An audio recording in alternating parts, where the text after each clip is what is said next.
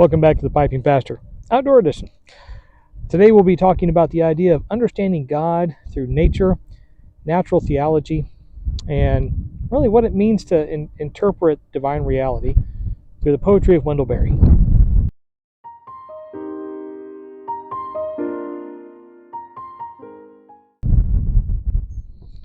Well, as most of you know, I've been traveling quite a bit, and I should preface this by apologizing in advance for any outdoor interruptions. It's really quite windy today. I'm at the outdoor riding arena. My second daughter's having her riding lesson this afternoon, and it's a beautiful day out here just outside Gettysburg.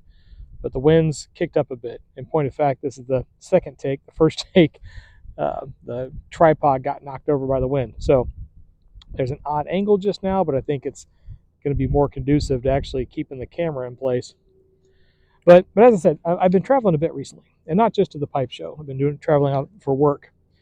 And when I do these little excursions and have these moments of teaching and ministry, I deal with some pretty interesting questions from a lot of folks. A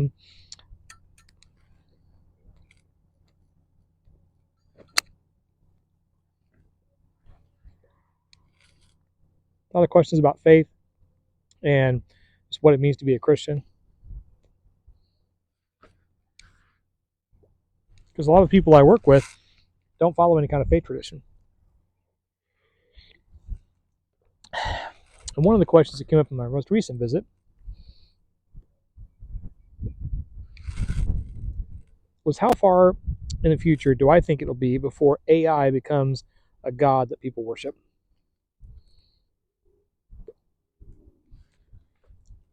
I should mention as well that in my Boswell billiard pipe today, I am smoking my Burley Balkan Supreme mixture. It's that mixture I put together with the quote-unquote Balkan Supreme from the pipe puffer in Indianapolis with the Burley Flake number 4 by Cornell and Deal. Wonderful tobacco to smoke outside because the room note is horrible. In any case, so the question I got was, how long in the future do I think it'll be before people start worshiping AI as God? With the existence of ChatGPT and all the things that it can do and the various different things that AI can do with video and so forth,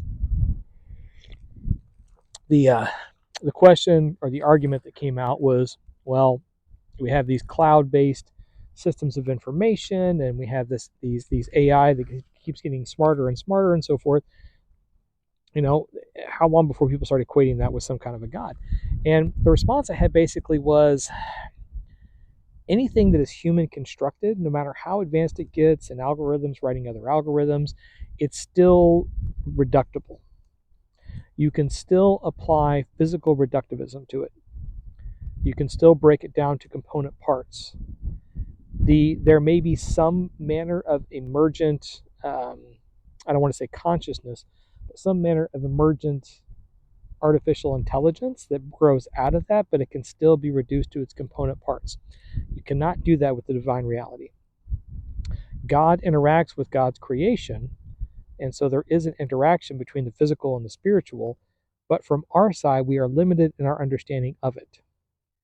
Theology is not like geology or any other earth-based science. We can't, pick up God and study God from all different angles the same way we can with a rock or even a living creature. We can only see what God allows us to see. And all we have are these human constructs of understanding, which is what theology comes out of. Theology is a human construct trying to build a lens through which to understand the divine reality, but we cannot see all aspects of it. We cannot see all aspects of God. We can't fully comprehend God. And I was thinking about that as I was reading through my little Wendell Berry book here, Window Poems. This is one of his earlier books, actually. This was written in the late 60s, early 70s. And, of course, Wendell Berry is, I would say, a naturalist and a great proponent of the whole return to the land movement. And so his poetry deals a lot with nature, just in and of itself.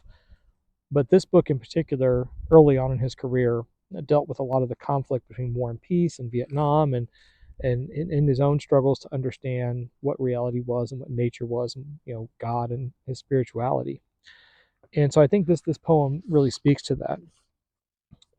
In this section here, he's writing this from the cabin, the long-legged house where he does his writing, which is where he and his wife first moved into in 1957, when it literally was just a cabin in the woods. I think it's probably a bit better appointed now, but there's a large picture window that he sat and looked through as he composed these poems, and this is kind of where this comes from.